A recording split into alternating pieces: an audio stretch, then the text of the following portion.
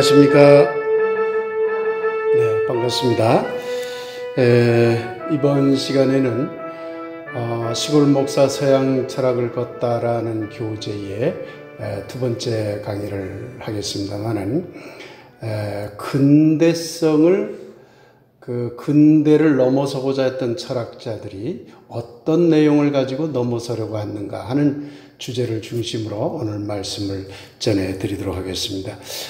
지난 시간에 한국 기독교가 가지고 있는 전근대성 그리고 근대성이 상당히 많이 남아있다. 이것을 넘어서고 해결하려면 물론 다양한 방법을 가지고 해결할 수 있는 길이 있겠지만 서양 철학을 함께 공부함으로써 한국 기독교가 가지고 있는 전근대성, 근대성의 문제점을 파악하고 그것을 바람직하게 넘어설 수 있을 것이다 하는 이야기를 말씀해 드렸습니다. 그러면서 근대성이 가지고 있는 가장 중요한 키워드들이 뭔가 하는 몇 가지를 교우 여러분들에게 말씀해 드린 것으로 합니다.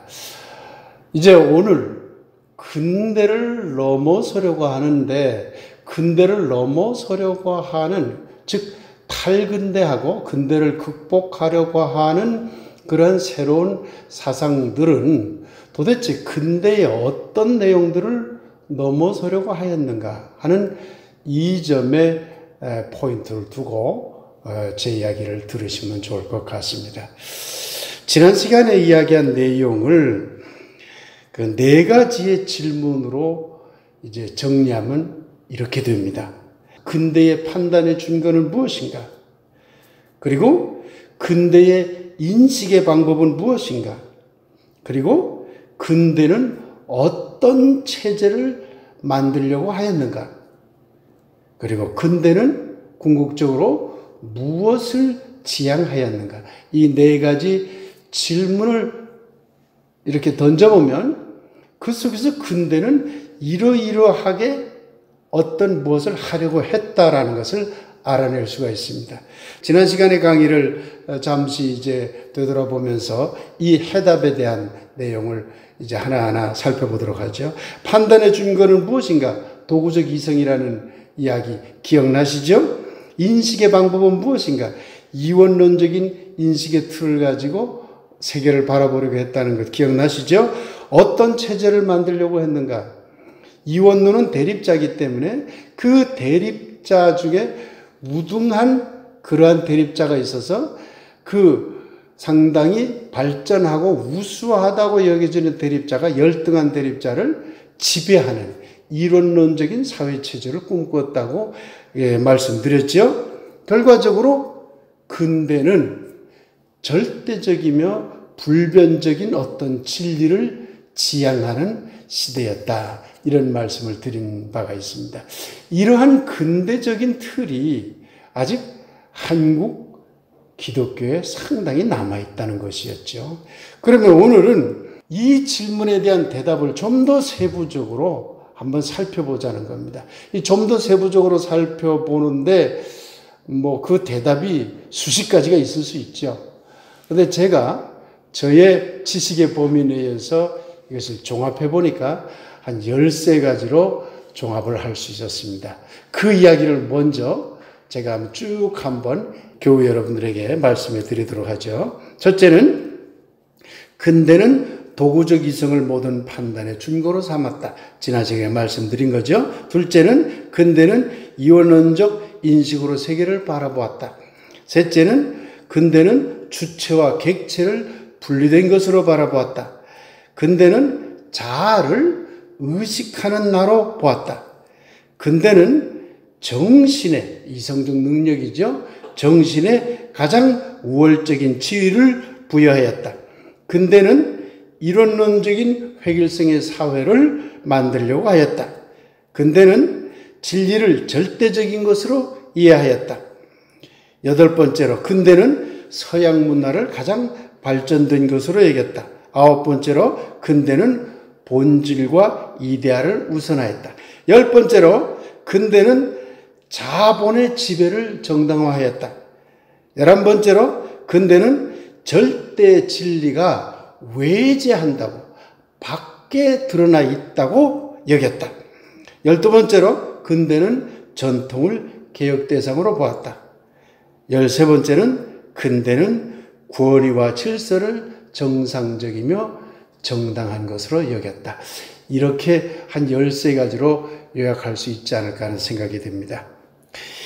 이 13가지 특징을 자세히 검토하는 것은 방대한 서양 철학, 특히 현대 철학을 전체 공부하는 것과 같습니다. 그래서 오늘은 이것을 자세하게 말씀드리기는 어려울 것 같고, 어떤 내용은 아주 간단하게, 어떤 내용은 조금 길게 다루면서 이 내용에 대한 근대를 넘어서려는 노력들이 어떻게 일어났는지에 대한 그 개괄적인 이야기를 하도록 하겠습니다. 우선 첫째로 도구적 이성이 판단의 준거가 된다고 하는 데 대해서 당연히 근대를 넘어서고자 하는 철학자들은, 또 현대 철학자들은 도구적 이성이 판단의 준거가 된다는 증거가 뭐냐 하고 의문을 제기하죠. 도구적 이성이 모든 판단의 준거가 되자면 인간이 도구적 이성을 가지고 있기 때문에 인간의 주체가 확실해야 돼요. 내가 나로서 확실해야 내 이성이 확실할 거 아니에요. 내가 불완전하면 이성은 당연히, 내가 가지고 있는 이성은 불완전한 것일 수밖에 없죠. 그런데 현대 철학에서는 내가 불완전한 것으로 그렇게 설명하기 시작합니다. 어떻게 그게 설명이 그렇게 가능할까요? 나중에 공부하다 보면 알 수 있게 될 것입니다. 이렇게 제가 근대를 넘어서려는 철학자들은 도구적 이성 자체의 판단 준거를, 이것을 타당하지 못하다고 일단 이렇게 지적하였다는 점을 기억해 주시기 바랍니다. 지난 시간에도 말씀드렸듯이 근대 사회는 이 세계를 이원론적인 대립사회로 보았습니다. 그러나 현대의 철학자들, 근대를 넘어서려는 철학자들은 이 세계를 이원론적인 대립으로 보지 않았어요. 그래서 잘못됐다는 것이죠. 도리어 다양한 요소들이 함께 다양한 메커니즘에 의해서 어울리면서 살아가는 그런 구조로 보았죠. 이게 다원론적이라는 거예요. 이 세상은 두 개의 대립자가 딱 붙어서 대립하고 경쟁하는 구도로 이 세상이 굴러가는 것이 아니라 도리어 다양한 요소들이 서로 섞이면서 굴러가는 그러한 세계로 보았던 것입니다. 그러니까 이 세계를 바라보는 안목은 대단히 다층적일 수밖에 없는 것이죠. 여러 개의 층으로 볼 수밖에 없다고 보는 것이죠. 그러니 근대는 이원론적인 세계관이었다면 현대는 다원론적인 세계관을 가지게 됐다는 걸 알 수가 있습니다. 세 번째로 이런 질문을 우리가 던져볼 수가 있는 거죠. 이원론적 세계로 이 세상을 들여다보았다고 하는 얘기에는 주체와 객체가 분리되어 있다는 것을 전제로 합니다. 이 이야기도 지난 시간에 좀 잠깐 말씀드렸습니다만은 오늘 이야기를 좀 더 깊이 살펴보겠습니다. 주체와 객체가 분리된 것으로 근대 사회가 이것을 보았단 말이죠. 그러나 현대 사회에 들어오면 분리할 수 없다고 본 것이에요. 그래서 제가 지난 시간에 동양의 철학의 예를 들면서 그 주체와 객체가 분리할 수 없는 인식, 이것이 서양 사람들이 현대에 와서 동양처럼 그런 분리할 수 없는 그런 관계에 있다는 인식으로 바뀌었다라고 말씀을 드린 바 있잖아요. 그러면 서양에서 분명히 얼마 전까지 20세기 중반 이전까지 계속해서 주체와 객체, 나와 너, 모든 존재자들은 다 분리된 것으로 보았는데 어떻게 서양 철학에서 그 모든 존재자들이 분리되지 않고 다 연결된 것으로 보게 되었을까라고 하는 점이에요. 하이데거라는 철학자가 있어요. 이 사람은 인간은 세계 내에 던져진 존재라고 그랬어요. 그러면 세계 내에 던져졌다는 얘기는요, 세계 속에서 내가 형성된다는 얘기예요. 그러니 세계와 분리돼서 내가 형성될 수 없다는 걸 말하고 있는 거죠. 어떻게 이 세계와 내가 분리될 수 있을까? 분리될 수 없다. 이미 그 속에 들어가 버린 걸 어떻게 분리하느냐? 이렇게 본 것이죠. 라캉이라는 철학자가 있어요. 이 라캉이라는 철학자는 나는 나로서 완전히 존재하는 것인 줄 알았는데 알고 봤더니만 나는 나로서 분리돼서 완전히 존재 불가능하다는 거예요. 왜 그럴까요? 이미 내가 이 세계 속에 던져졌어요. 그것을 라캉은 상징계 속에 던져졌다고 그랬는데, 상징계 속에 던져졌다고 하는 것은 이미 이 세상이 존재한다는 거예요. 어떤 무엇이 존재한다는 거예요. 그게 자연이 존재하는 것일 수도 있고, 언어가 존재하는 것일 수도 있고, 문화가 존재하는 것일 수도 있고, 다양한 사회적인 시스템, 체계가 존재하는 것일 수도 있고, 이미 그 존재하는 곳 속에 내가 거기 들어가 있는 거거든요. 그러면 그 모든 이 세상에 이미 존재하는 모든 상징 체계들을 주체인 내가 바꿀 수가 없어요. 도리어 내가 그 속에 흡수돼 버리죠. 그러면 나는 내 스스로 나를 만든 나일까요? 아니면 누군가에 의해서 만들어진 나일까요? 라캉의 입장에서 보면 누군가에 의해서 만들어진 나가 되는 거죠. 이것을 타자로서의 자라고 그랬어요. 그러니까 나는 결국 타자라는 거예요. 언어가 나를 만들어버렸고, 문화가 나를 만들어버렸고, 가족 시스템이 나를 만들어버렸고, 자연환경이 나를 만들어버렸고, 모든 사회 질서와 사회 권위체제가 다 나를 만들어버렸다는 거예요. 그러니 나는 나야? 아니면 다른 모든 것들, 타자들이 날 만들어버린 것일까? 나는 나가 아니네. 결과적으로 나는 타자의 종합체일 뿐이네. 이런 인식을 하게 됐다는 거예요. 또 데리다라는 철학자는 차연이라는 것을 말했는데, 차연에 대해서도 나중에 자세히 설명드리겠습니다만, 이 차연이라는 말은 어떤 이원론적인 대립자로 이 세상을 본다 하더라도 그 이원론적인 대립자가 결코 끊어질 수가 없다는 거예요. 연결되어 있다는 것이죠. 네. 간단하게 상상해 볼 수가 있어요. 파란색이 있고 빨간색이 있는데 그 사이에 수많은 색깔들이 있겠죠. 어디에서 그걸 딱 자를까요? 자를 수가 없어요. 우리가 빨간색, 파란색 이렇게 분리해서 보고 있을 뿐 실질적으로는 자를 수가 없어. 서로가 뻗어가면서 연결되어 있어요. 이것을 어려운 말로 차연이라고 합니다만은, 이러한 철학자들의 노력에 의해서 주체는 객체와 분리되어 있지도 않고, 주체는, 나라고 하는 이 주체는 주체 혼자만의 독립적인 주체가 될 수 없다는 것을 이제 현대 철학에서는 밝혀낸 거죠. 그래서 나는 너가 되기도 하고 너는 나가 되기도 한다는 말이 가능해지게 된 거예요. 자연이 인간이고 인간이 자연이며, 온 우주가 인간이며 인간이 온 우주며, 이러한 전혀 분리된 것처럼 인식되는 것들이 사실은 서로 뒤바뀌어서 서로 다른 것이 될 수 있다는 가능성이 열린 시대가 되었다는 얘기입니다. 근대는 그러지 못했는데, 그래서 이러한 인식이 동양에 오래전부터 있었던 동양의 인식과 비슷해졌다는 얘기입니다. 산은 산이요 물은 물이로다라는 이야기가 있지요. 이 그림을 잠시 보시기 바랍니다. 지금 여러분들이 보고 있는 이 그림은 분명히 평지보다 높이 솟아오른 것, 산을 나타내고 있지요. 또 이 그림을 보세요. 이 그림은 평지보다 내려가 있는 계곡을 표현하고 있죠.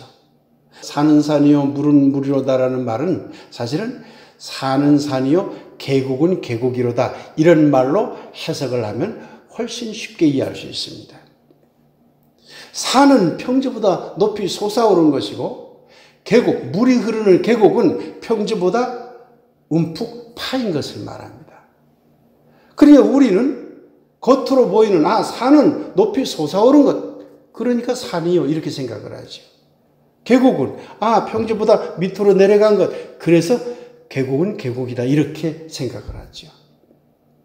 여기까지가 산과 계곡은 다 제각각 분리되어 있다는 인식을 하는 첫 번째 단계입니다. 어떤 면에서는 서양의 근대 철학은 이 단계에서 머물러 버린 거예요. 동양 철학은 오래전부터 이 단계를 넘어섰는데, 그런데 가만히 산을 들여다보면 또는 계곡을 들여다보면 산이 산일까? 물이 물일까? 물이 흐르는 계곡이 계곡일까? 라는 의심을 하게 됩니다. 왜 그러냐면 내가 생각하는 이 이성의 능력이 정말 확실히 옳은 것이라고 어떻게 보장을 하지? 보장할 수 없다면 저걸 산이라고 생각하는 내 생각 자체가 틀린 것이 아닐까? 라는 생각을 하게 되는 것이죠. 이게 2단계죠. 2단계에서는 그래서 산은 산이 아니요, 물은 물이 아니로다라는 인식을 하게 됩니다.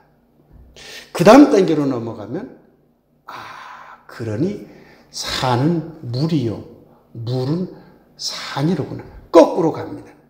그러니까 산과 물, 산과 계곡은 분명히 분리되어 있다고 생각했던 사고가 3단계에 가면 산이 물, 곧 계곡이 될 수가 있고 계곡이 곧 물이 산이 될 수 있다라는 의식의 반전이 일어납니다. 이걸 어떻게 설명할까요? 좀 알기 쉽게 설명을 해봅시다. 이 그림을 함께 보시기 바랍니다. 우리는 산을 평지보다 높이 솟아오른 것으로만 생각을 합니다. 그런데 만약 이런 가정을 해봅시다. 어떤 평지가 있습니다. 거기에 어느 한 부분이 쑥 솟아올랐어요. 그러면 산이 되겠지요. 그런데 같은 평지가 있는데 어느 가운데 한 부분만 남겨놓고 양쪽 부분이 쑥 내려갔어요. 그래도 현상은 산이에요. 그런데 그 산을 들여다보는 관점은 매우 달라진 것이죠. 하나는 가운데가 올라가서 산이 됐다는 것이고 다른 하나는 평지, 주변 평지가 내려가 버려서 산이 됐다는 것이죠. 그러면 산은 뭘까요? 평지가 내려가면 산이 될까요? 아니면 어떤 한 부분이 올라가는 게 산일까요? 비록 현상적으로 평지보다 올라간 것이 산으로 보이지만 혹시 이 세상은 저 산만 남겨놓고 모든 다른 평지가 다 내려간 것은 아닌가라고 볼 줄 아는 안목이 생겨요. 인식이 바뀐다는 얘기죠. 계곡도 마찬가지예요. 계곡도 평지보다 내려간 것이 계곡인데 반대로 계곡 주변 빼고 다른 평지가 올라가 버리면 거기가 계곡이 돼요. 결과적으로 지금 우리가 바라보는 현상은 언제든지 산이 물이 되고 물이 산이 될 수 있다. 즉 계곡이 산이 될 수가 있고 산이 계곡이 될 수 있는 가능성을 전부 품고 있는 현상들이에요. 그러니 나는 너를 품고 있는 거예요. 현상적으로 조형배는 조형배지만 사실은 조형배 속에는 수많은 타자들이 들어와서 품어져 있다는 거예요. 산 속에는 이미 계곡이 품어져 있는 거죠. 계곡 속에는 이미 산이 품어져 있는 것이죠. 그래서 마지막 단계에 가서 그러니 산은 산이요 물은 물이로다 이렇게 이야기하는 겁니다. 동양에서는. 근데 그 4단계 맨 마지막 단계에서 산은 산이요 물은 물이로다 하는 말은 산은 물과 분리되어 있는 산이요 물은 산과 분리되어 있는 물이로다 라는 말이 아니라 산은 물, 곧 물이 흐르는 계곡을 이미 품하는 것이요. 계곡, 물, 계곡은 이미 산을 품하는 것이다 라는 뜻입니다. 이런 인식 차원은 이원론적인 분리인식이 아니라 주체와 객체를 하나의 틀로 보고자 하는 인식 차원입니다. 이것이 이미 2400여 년 전에 동양에서는 이런 인식을 했던 거고, 그러나 서양에서는 현대에 들어서서야 이런 인식을 하게 됐다는 이야기입니다. 네 번째, 자아는 의식하는 나일까라는 데 대해서도 퀘스천을 합니다. 근대는 자아는 의식하는 나라고 했거든. 이 말을 좀 풀어서 설명드리면, 나라고 하는 것은 생각을 하잖아요, 내가. 지금 무엇을 생각하는 나잖아요. 이것을 의식이라고 합니다. 내가 지금 무엇을 생각하고 내가 구체적으로 무엇을 말하고, 지금 제가 여러분들에게 강의하는 이것도 의식행위예요. 생각을 하는 행위죠. 그런데 근대 넘어서기 철학에서는, 특히 정신분석학이 발달하면서 이 틀은 깨지기 시작합니다. 이 의식이 나의 모든 생각을 지배하고 있는 줄 알았는데 우리 자신도 모르는 무의식이 의식을 조정한다는 거예요. 그러면 겉으로 드러나 있는 나는 뭐죠? 옛날에는 의식하는, 생각을 하고 그것을 구체적으로 말하는 것이 나다라고 생각했는데 현대에 와서는 그것은 표면적인 것일 뿐이다. 실질적인 나는 무의식이 조정하고 있다. 그러니까 근대의 어떤 생각이 또 한 번 깨어져 버리는 것이죠. 이 이야기도 다음에 자세히 말씀드리겠습니다. 정신이 육체보다 우월한가? 근대는 정신이 육체보다 우월한 걸로 봤습니다. 그러나 현대에 와서는 정신의 우월적 지위를 부정합니다. 그렇다고 해서 육체, 몸의 지위를 우월하다고 보지도 않아요. 몸이라고 하는 것이 직접성을 가지고 있기 때문에 이 직접성을 빼어버린 정신은 홀로 존재할 수 없다. 그러니까 정신이, 이 인간의 이성적 능력이 아무리 위대하다 하더라도 몸이 없이 이성적 능력을 발현할 수는 없다. 그러니 몸과 정신은 통정적으로 서로 깊은 관련성으로 이해해야 되지, 정신은 위에 있고 육체는 낮은 것이다라는 생각은 잘못된 것이다라고 또 근대의 생각이 뒤집어집니다. 그래서 오늘날 몸과 관련된 다양한 것들이 근대에 비해서 보다 더 자유로워지고 그 표현이 자유로워지고 몸을 가지고 하는 행위를 선과 악의 개념으로 보지 않으려는 현상이 현대에 많아지고 있는 것도 다 이런 근대 넘어서기가 이루어졌기 때문에 가능한 일인 것입니다. 이론론적 획일성 체제를 근대가 지향했는데 지금은 다원론적인 세계로 가고자 한다. 이야기는 말씀을 드렸기 때문에 생략하도록 하겠습니다. 진리는 절대 유일한 것인가? 근대 사회는 진리에 대해서 절대성, 불변성, 유일성, 완전성을 부여했어요. 그러니까 참 진리는 절대적인 것이라는 거예요. 변하지 않는 불변적인 것이라는 거예요. 그것은 그렇기 때문에 완전한 것이라는 거예요. 그러니 절대 진리는 오직 하나일 수밖에 없다고 한 거죠. 마치 중세의 신을 말하는 것 같죠. 사실 그래서요, 근대 철학도 따지고 보면 중세의 새로운 버전이라고까지 할 수 있어요. 형이상학적 관점에서는 그렇게 비판할 수도 있는 겁니다. 그런데 현대 철학에 와서는 이러한 인식이 다시 동양 쪽으로 돌아서 버립니다. 진리는 절대적이지도 않으며 유일하지도 않으며 완전하지도 않으며 불변하는 것도 아니다. 진리는 변하고 상대적일 수밖에 없고 완전하지도 않고 유일하지도 않다. 이 이야기도 기독교 우리 종교 신앙과 관련해서 매우 깊이 이야기를 해야 될 부분이에요. 그런데 이 시간에 이야기를 하지 못하고 그건 다음에 두고두고 이야기할 것으로 남겨두도록 하고요.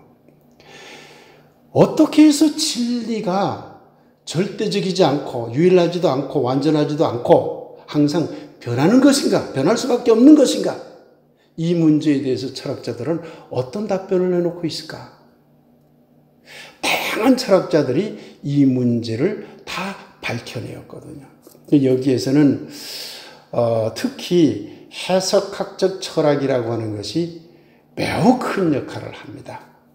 제가 굉장히 참 좋아하는 그런 철학이기도 합니다만 개인적으로 그 해석학적 철학에서는 진리를 절대 진리라고 보질 않습니다.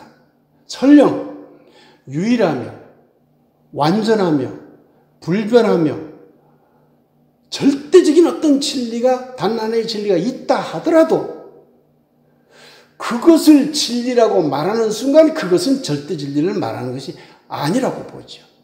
왜냐하면 이런 상상을 해봅시다. 저 하늘에 절대 진리로서의 하나님이 계시다고 해봅시다.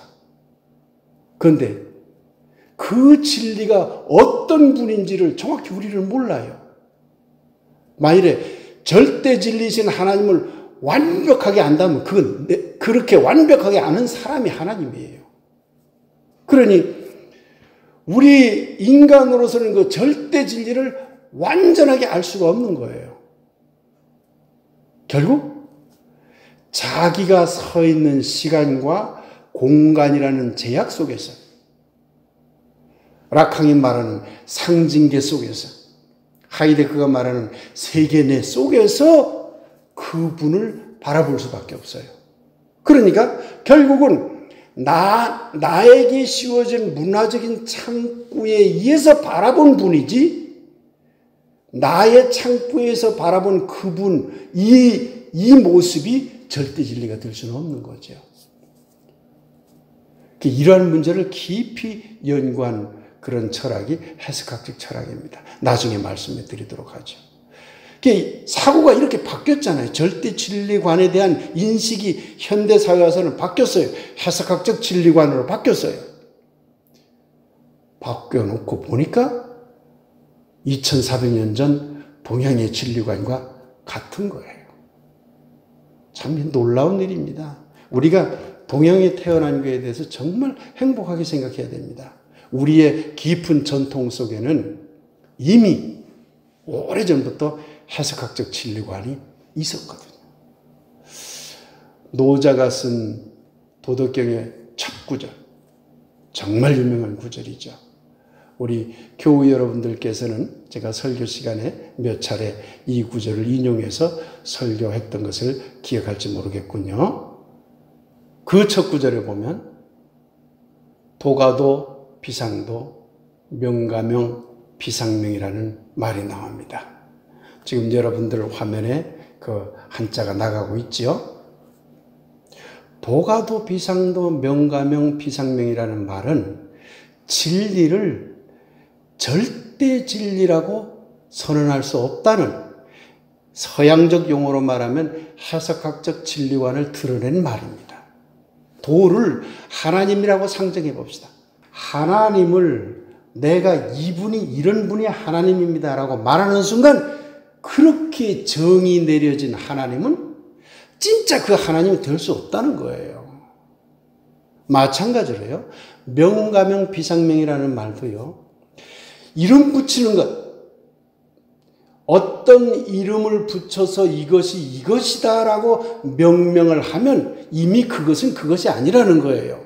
저것이 감나무다 라고 하는 순간 그것은 이미 감나무가 아니라는 거예요. 내가 말하는 이 감나무는 저 감나무와 다른 것이라는 거예요. 왜 그럴까요? 내가 말하는 이 감나무라는 말은 나의 생각과 나의 느낌과 나의 감정, 감나무와 연결된 수많은 것들이 포함된 감나무잖아요. 객관적인 적이 있는 감나무와 동일한 것이 될 수가 없어요. 그러니 노자는 2400년 전에 이미 도가도 비상도 명가명 비상명을 자기 서적의 맨 첫 구절로 외쳤던 거예요. 놀라운 외침입니다. 기독교는 이걸 배워야 됩니다. 근대 기독교가 아직도 현대 기독교로 넘어오지 못하고 있는데 동양의 노자의 도덕경 속에는 2400년 전에 이미 현대 기독교적 발상을 했다는 거예요. 이런 점에서 우리가 그야말로 철학을 함께 배워야 한다는 그런 당위성이 생기는 것입니다. 서양 문화는 과연 가장 발전된 문화인가? 근대는 서양 문화를 가장 발전된 문화로 보았어요. 그런데 현대에 와서는 그건 말도 안 되는 얘기지 하고 부정합니다. 이제 한국 사람들에게 서양 문화가 가장 우선하고 한국 문화 또는 동양 문화는 저급한 거다라고 하면 한국 사람들 누구나 다 반발할걸요? 근데 근대까지는 서양 문화가 우월한 문화라고 하는 인식이 당연하다고 여겨졌어요. 그래서 일본도 그렇고 한국도 그렇고 많은 비서양권 그런 민족이나 비서양권 국가들이 근대화라는 이름으로 서양 문화 뺏기기에 급급했잖아요. 우리도 그런 역사를 가지고 있어요. 서양 문화 뺏기기에 급급했던 역사를. 그러나 이제는 그걸 넘어서고 있지만은요. 서양은 이데아라든가 본질 같은 문제에 집착했습니다. 이데아가 뭡니까? 관념이거든. 생각. 눈에 안 보이는 것. 형이상학적인 어떤 것이라고 하죠. 여기에 관심을 뒀어요. 그런데 현대에 들어오면서 이것에 대한 비판이 강해졌어요. 사르트르라는 프랑스의 철학자는 본질보다 실존이 우선한다. 실질적인 우리의 삶의 실존적인 문제가 더 중요하지 실존적인 문제를 떠난 저 무슨 관념, 생각 거기에 왜 그렇게 깊이 근대가 집착했느냐 좀 벗어나라 이렇게 이야기한 것이죠. 그러다 보니까 본질적인 문제는 형이상학을 다루거든요. 저 구체적인 형태를 가진 것이 아닌 어떤 그 위에 어떤 것들을 다루는 거예요. 관념의 세계를 다루는 것이에요. 그런데 현대사회로 들어서면서 관념의 세계를 들여다보지 말고 여기에 있는 현상세계를 들여다봐라. 관념 세계를 깊이 들여다본 철학의 출발이 그리스 아테네 철학이거든요. 이데아 철학이라고 그래요. 그때부터 현상적인 문제, 우리 눈에 보이는 여러 가지 현상적인 문제들은 대단히 소외됐어요. 그런데 현대 철학으로 넘어오면서 근대 넘어서기를 하면서 현상에 대한 문제를 어떻게 들여다볼 것인가 하는 그런 연구들이 굉장히 많아지면서 연구의 방향이 이렇게 달라지기 시작했습니다. 이 점도 매우 중요합니다. 특히 현상에 대한 문제는 우리 기독교 신학을 연구함에 있어서도 매우 중요한 문제이기 때문에 다음에 더 깊이 다루도록 하겠습니다. 자본의 지배를 근대사회는 정당하게 봤어요. 돈 가진 사람들이 돈을 가지고 노동자를 마음대로 부렸다 그 말입니다. 여기에 대해서 반론을 제기한 사람이 마르크스 아닙니까? 흔히 여러분들이 공산주의자라고 이야기하는 그 사람이 있잖아요. 마르크스를 공산주의자라고 그렇게 무조건 폄하해서는 안 돼요. 경제 철학자거든요, 이분이. 근데 경제 철학자이면서 사회 철학자인데 사회의 모순을 들여다본 거예요. 자본가가 노동자들을 지배하면서 노동자의 그 노동을 빨아들여서 자기의 부를 축적해가는 그 모습에 대해서 너무 안타깝고 이 문제를 해결하지 않으면 안 된다라고 그렇게 소리 높여 외친 사람이 마르크스예요. 그분의 주장이 100% 받아들여지지 않는다 할지라도 근대 사회가 자본이 노동을 지배하는 틀을 유지했던 그 틀을 깨기 위해서 노력했다는 점에 대해서는 우리가 박수를 쳐야만 한 그런 대단한 그런 새로운 시각이었던 것이죠. 마르크스는 노동의 지배를 말했어요. 그러면 이젠 자본이 지배 당하는 위치에 있게 되잖아요. 그러나 오늘날 네오 마르크시즘이라고 하는 마르크스주의를 연구하면서도 새롭게 이것을 버전업한 그런 철학적 사상들은 자본이 노동을 지배하든지 또는 노동이 자본을 지배하는 시스템보다는 자본과 노동이 긴밀한 유기적 관계성을 가지고 어떤 면에서는 동등한 지위를 가지고 서로 만나는 관계를 형성하려고 그런 연구들을 하고 있다고 여겨집니다. 진리는 인간 밖에 존재한다고 그래서 이것을 어려운 말로 진리의 외재성이라고 얘기합니다. 에베소서 4장 6절에 보면 이런 얘기가 나오죠. 하나님은 한 분이시니 만유 위에 계시며 만유를 통일하시며, 통일한다는 것은 동일하게 하시며가 아닙니다. 함께 아우르시며 이런 뜻입니다. 그리고 만유 안에 계시다. 이렇게 에베소서에서 선언이 됩니다. 하나님은 만유 위에 계시다. 이 말은 우리 밖에 있다는 얘기예요. 만유라고 하는 것은 이 세상에 있는 모든 것들, 모든 현상들을 말하는 거기 때문에 그 위에 있다는 얘기는 밖에 있다는 거죠. 그게 신의 외재성, 진리의 외재성을 말하는 것이죠. 그러나 동시에 그 진리는 만유 안에 계시는 거예요. 만유의 내재성이죠. 안에 있는 것이죠. 그리고 안과 밖을 함께 아우러 통일하는 분으로 그렇게 기독교에서는 고백합니다. 그런데 중세 기독교나 근대 기독교는 신의 외재성에 집착했어요. 그러니 근대 역시도 진리의 외재성에 많은 관심을 두었던 것이죠. 그러나 현대로 들어서면서 그건 그렇게 될 수가 없다. 진리란 외재하기도 하고 동시에 내재하기도 한다.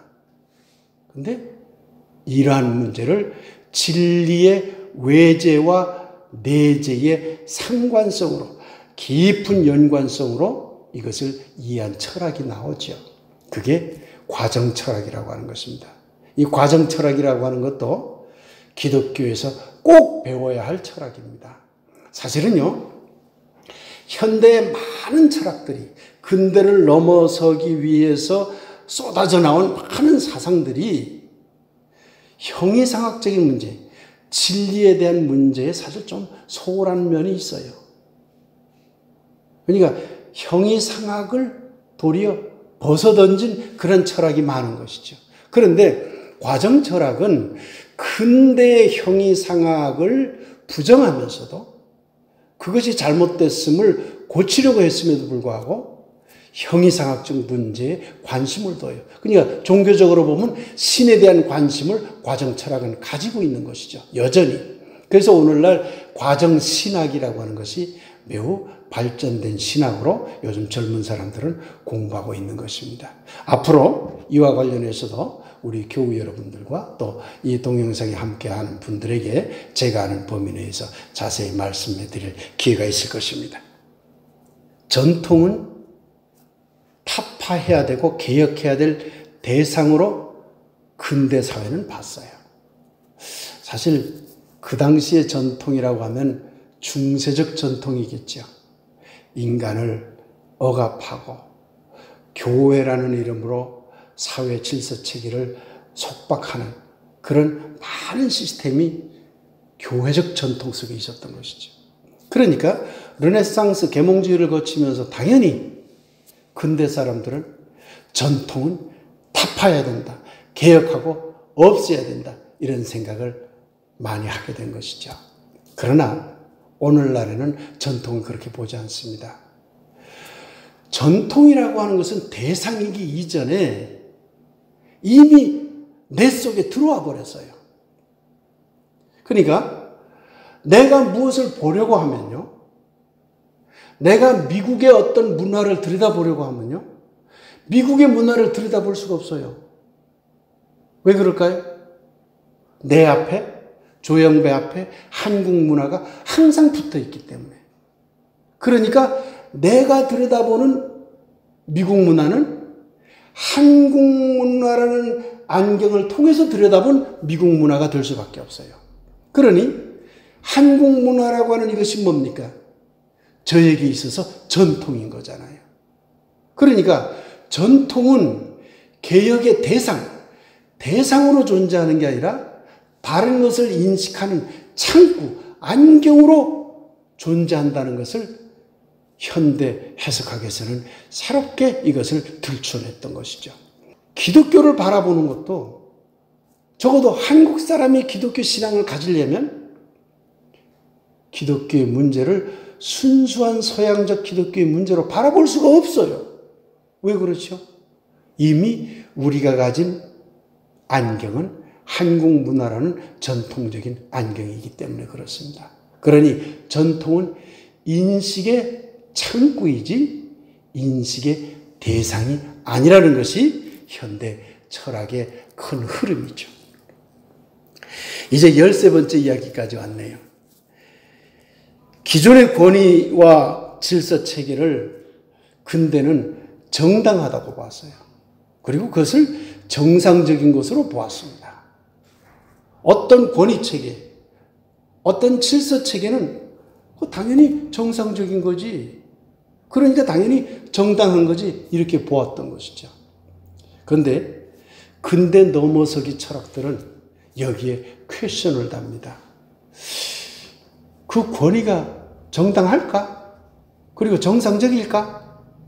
어떤 사회적 질서 체계, 정치적 질서 체계, 종교적 질서 체계, 학문적 질서 체계가 과연 정당할까? 정상적일까? 왜 이런 퀘션을 달았을까요? 이런 퀘션을 달 수밖에 없었던 배경이 있죠. 왜 그러냐면 근대까지 형성된 모든 권위체계, 모든 질서체계, 모든 가치체계, 학문을 통해서든 종교를 통해서든 문화를 통해서든 어떤 정치를 통해서든 어떤 자연과학적인 그런 학문을 통해서든 그렇게 형성된 근대까지의 권위체계와 질서체계에는 문제가 있어요. 그러한 권위와 질서체계는 무엇에 의해서 만들어졌을까요? 모두 다 이원론적이라는 인식체계를 통해서 만들어진 것들이거든요. 이원론적이라는 인식체계로부터 만들어진 그것을 정당하다고 볼 수가 없는 거죠, 현대 철학자들은. 그렇기 때문에 이것은 도리어 정상적인 게 아니라 이것을 도리어 비정상적으로 봐야 한다는 그런 생각을 가질 수밖에 없었던 것이죠. 이것을 깨뜨리기 위한 철학들이 특히 20세기 후반 이후 21세기에 아주 쏟아져 나옵니다. 특히 포스트 구조주의 철학이라고 하는 구조주의 철학도 근대를 넘어서거든요. 그런데 그 구조주의 철학조차도 넘어서기 시작한 포스트 구조주의 철학자들에 의해서 기존의 가치체계, 기존의 권위체계, 기존의 모든 사회적 시스템들을 타파할 그런 대상으로 보는 정말 새로운 시대가 열린 겁니다. 어떻게 열렸을까요? 데리다 이야기를 잠깐 하도록 할게요. 데리다라고 하는 제가 개인적으로 참 좋아하는 철학자가 있습니다. 이 철학자는 해체라는 말을 사용하기 시작했어요. 그런데 이제 오해하지 말아야 될 게 해체라는 말은 우리도 다 알잖아요. 무엇을 다 분해해서 이렇게 해쳐버리는 거. 예컨대 시계를 전부 분해해서 다 거기에 들어있는 부속품들을 다 풀어놓는다. 그걸 해체한다고 하죠. 그러나 이때 사용하는 해체라는 말은 그런 뜻이 아닙니다. 이 해체라는 말은 어떤 말이냐면 무엇이 기존에 만들어져 있는 것이 있다고 칩시다. 이것을 이제 구축됐다 그래요. 무엇이 구축돼 있다. 자꾸 어려운 말들을 철학에서 사용합니다만은 그냥 무엇이 기존에 어떤 것이 만들어져 있어요.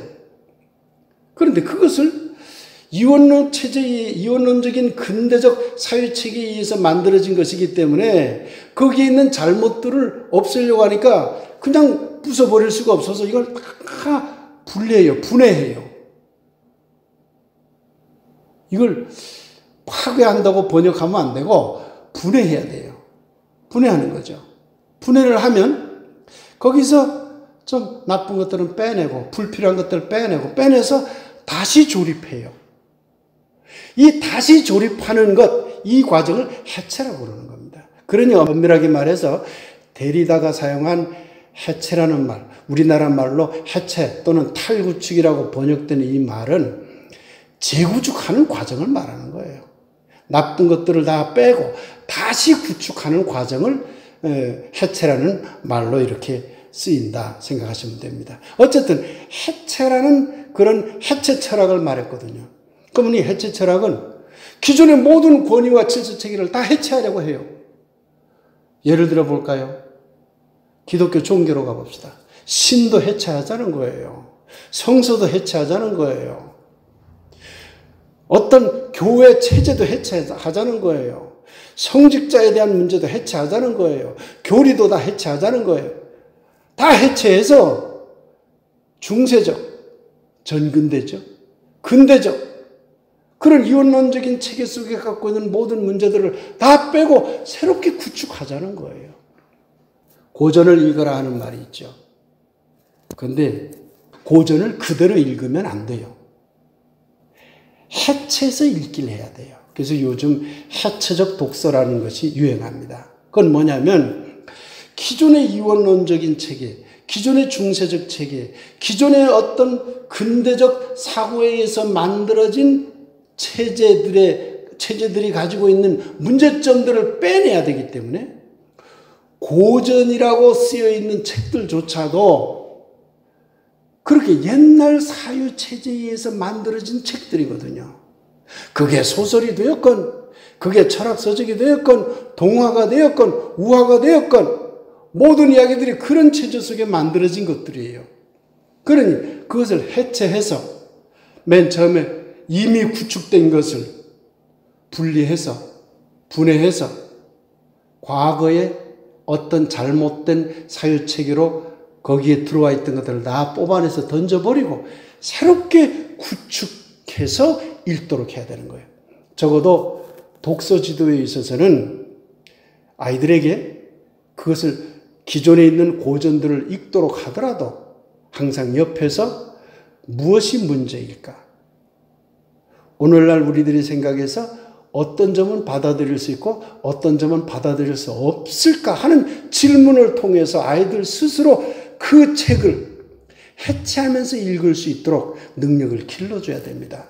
그러지 않고 고전을 읽어라, 그대로 읽어라. 그것은 어떤 면에서는 현대 철학적 관점에서 보면 매우 위험한 발상이죠. 그러니 성서를 그대로 읽어라, 글자 그대로 읽어라. 그건 매우 위험한 것이에요. 성서 속에는 불합리한 내용들이 너무나 많거든요. 근대적 사회 속에서도 들어올 수 없는 그야말로 전근대적인 저 고대적인 사회들이 잔뜩 들어있거든요. 그걸 그대로 읽으라고요? 그것은요 폭력이 됩니다. 그러니 현대 철학에서 근대를 넘어서는 이런 사상들은 기존의 권위와 기존의 질서 체계를 정당하고 정상적으로 보질 않고 도리어 이것을 해체해서 새롭게 구축해야 될 대상으로 본다는 것입니다. 이 점도 우리 기독교와 관련해서 매우 중요한 부분이기 때문에 나중에 많은 철학자들이 이 문제를 어떻게 넘어서려고 했는지 함께 공부해 보도록 하겠습니다. 근대 넘어서기는 오늘 이야기한 이 내용들은 장점이 대단히 많습니다. 다양한 지배구조와 위계적 질서 체계를 해소해 주었지요. 종교와 문화의 다원주의가 발생할 수 있도록 해줬지요. 그래서 이 사회가 다원성의 사회로 갈 수 있도록 길을 열어줬잖아요. 사회적 약자와 소외자들의 권리도 찾아줬어요. 그래서 여성이든 아동이든 병자든 가난하자 등 이들도 모두 매우 소중한 어떤 존재로 자리 잡을 수 있도록 이 현대 철학은 다 그 사상적 백그라운드를 만들어 준 것이죠. 자연 생태의 소중함도 부각시켜 줬지요. 왜 그럴까요? 자연과 인간이 분리되어 있다고 생각하면 인간은 자연을 지배하고 파괴하고 인간이 이용할 대상으로만 생각하겠죠. 그런데 주체와 객체는 분리할 수 없다. 그러니 인간과 자연도 분리할 수 없다라고 보면 자연을 파괴하는 것은 인간을 파괴하는 것과 같기 때문에 자연을 소중히 할 수밖에 없다는 생각이 나오게 되는 것이죠. 그래서 앞서 말씀드린 그러한 내용들이 전부 이러한 오늘날 우리들이 살아가고 있는 모든 시스템을 만들어낸 백그라운드가 되고 있다는 걸 알 수가 있는 것입니다. 매우 큰 장점들이죠.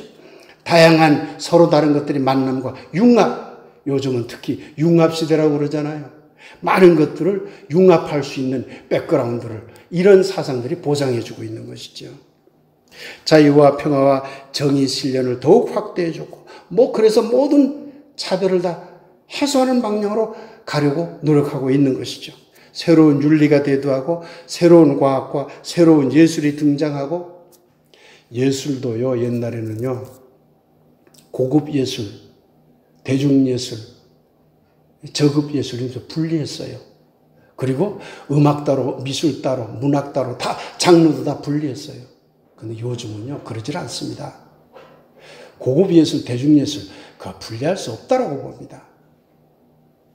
다 서로 다른 장르도 만나서 융합해서 새로운 걸 만들어내려고 해요. 그걸 어려운 말로 창발이라고 합니다만 지금 우리는 창발이 시대에 살고 있는 거예요. 그런데요, 근대 넘어서기에는 단점도 있어요. 주체, 자아를 해체하잖아요. 민족도 해체하잖아요. 국가도 해체하잖아요. 기존의 모든 권위체계를 해체하잖아요. 물론 재구축하지만 어쨌든 기존 것을 다 재구축해버려요. 그러면 해체하고 하면은 어떻게 될까요? 그렇게 해체해서 재구축해야 될 나도 해체해야 되잖아요. 그러니까 해체를 해야 될 대상만 해체하는 게 아니라 나 주체도 해체해야 되기 때문에 이게 허무주의에 빠질 수 있어요. 난 뭐야? 나도 없네. 이런 위험성이 있습니다, 분명히. 이걸 어떻게 극복할 것인가 하는 것이 현대 철학의 과제이기도 하지요. 그 다음에 이게요, 자꾸 개체 중심, 어떤 획일적인 이론성 사회를 거부하다 보니까요, 통제되고 동일한 사회를 거부하잖아요. 그러니까 다원적으로 나뉘고 하다 보면 끝없이 개체적으로 분리가 돼요. 그러면 개인적인 향락주의와 소비주의에 빠질 위험도 있어요. 왜? 타자를 도리어 생각하지 않게 되거든요. 또한 이뿐만 아니라요, 인간은 자연과 다른 그 무엇이 있을 것 같아요. 그게 영적인 것이든 심적인 것이든 근대가 말하는 이성적인 것이든 간에, 그런데 모든 것이 다 개체적인 타자화로 이루어진다면 인간도 상대화에 빠지게 되죠. 인간성을 파괴한 근대의 문제를 해결하기 위해서 인간의 그 오만성을 내려놓아라. 이성의 오만성을 내려놓아라. 그래서 이성의 오만함을 내려놓다 보면 인간이 또한 자연과 인간이 아닌 다른 존재들과 다를 게 뭐 있나? 라는 인식으로 들어가게 되죠. 그렇게 되게 되면 묘하게 인간성을 훼손하거나 인간성을 폄하할 수 있는 길이 열려버리게 돼요. 이 점도 위험한 길입니다. 이 문제도 어떻게 풀어갈 것인가? 현대 철학자들이 지금 고민하고 있는 부분이기도 합니다. 서양의 현대 철학자들은 근대 넘어서기를 아주 전격적으로 해버렸어요. A라는 길로 가다가 휙 꺾어가지고 K라는 길로 가고 있거든요. 그래서 동양과 만나버리고 있는 거잖아요. 그러다 보니까 그런 과거의 체계 속에서 살던 서양 사람들, 서양 문화, 서양 종교는 그런 사상 체계가 휙 바뀐 거에 뒤따라서 휙 바뀌어서 가지 못하고 있는 거죠. 여전히 머뭇거리고 있는 거죠. 기독교도 마찬가지예요. 왜 그렇게 머뭇거리고 있을까? 그 머뭇거리게 만드는 그 전근대성과 근대성은 도대체 어떻게 생겨났을까? 그래서 그것이 근대로 이어져서 또 근대 넘어서기로 이어지고 현대로 어떻게 이어졌을까? 이 문제를 알아내기 위해서 우리가 길고 긴 여행을 이제 떠나야 될 때가 된 것 같습니다. 다음 시간에는 이런 문제의 출발점이 된다고 생각하는 고대 철학으로 가보겠습니다. 그래서 고대 그리스 철학이 어떤 생각을 가졌었고 고대 유대의 사상들, 예수님의 사상을 포함한 고대 유대의 사상은 그리스 사상과 어떤 차이가 있는지 이런 점을 중심으로 해서 말씀을 드리기 시작할 텐데 거기에서부터 출발해가지고 중세로 넘어와서 그 다음 근대로 와서 지금 첫째 강의와 오늘 강의를 통해서 근대성에 대한 문제를 개괄적으로 살펴보았는데 이 문제가 구체적으로 왜 생겨났는지를 자세히 살피고 그 다음에 이것을 넘어서기 위해서 현대 철학자들은 도대체 어떤 근거로 그걸 넘어서고 있는지를 자세하게 살펴보려고 합니다. 머나먼 여행길입니다. 혹 지루할 수도 있을지 모릅니다. 그러나 너무나 놀랍고 새로운 여행길일 수도 있을 것입니다. 어쩌면 지루하기보단 도리어 재미있고 매우 유익한 여행길이 될지도 모르겠습니다. 우리 교우 여러분들과 이 동영상을 함께 보는 모든 분들이 저와 함께 그 여행의 길에 나서어 주셨으면 고맙겠습니다. 오늘 강의는 이것으로 모두 마치도록 하겠습니다. 감사합니다.